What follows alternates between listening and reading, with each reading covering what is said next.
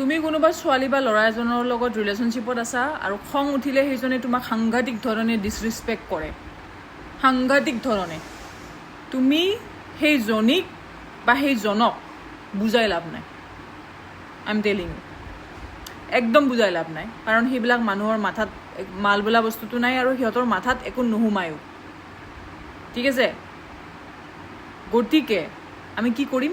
আমি চাইলেণ্ট হৈ যাম, আমি চুপ হৈ যাম, আমি একো নকওঁ, আমি সিহঁতক জ্ঞান নিদিওঁ, সিহঁতক আমি চেঞ্জ কৰিব নাযাওঁ, সিহঁতক আমি একো লেকচাৰ নিদিওঁ। আমি কি কৰিম?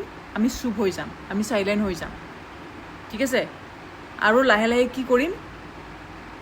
আমি নিজকে ডিটাচ কৰিব লাগিব, ঠিক আছে? যোনটো আমাৰ সিহঁতৰ লগত এটাচমেণ্ট আছে ন, সেইটো নোহোৱা কৰিব লাগিব।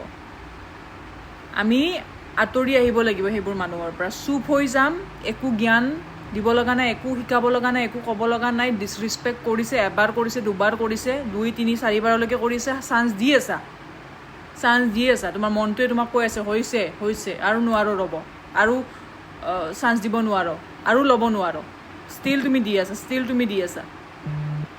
লাষ্টত এনেকুৱা চিটুৱেশ্যন হৈ যায় যে তুমি নোৱাৰা হৈ যোৱা, তোমাৰ মানে ফোনটো উঠাবও ভয় লাগে। তুমি জানা যে এতিয়া মোক ডিছৰিছপেক্ট কৰিব, যি টি কথা শুনাব, যি টি কথা ক'ব, মই দুখ পাম, কষ্ট পাম।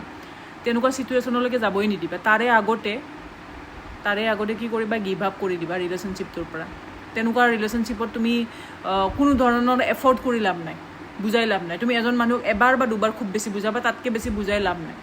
যোনে ডিছৰিছপেক্ট কৰে গোটেই জীৱনটো তোমাক ডিছৰিছপেক্ট কৰিব, কথা শুনাব, খং উঠিলে কথা শুনাব, খংটো কমিলে চৰি ক'ব, একো দৰকাৰ নাই, বুজিছানে? একো দৰকাৰ নাই। ব্ৰেকআপ কৰি দিবা তেনেকুৱাৰ লগত।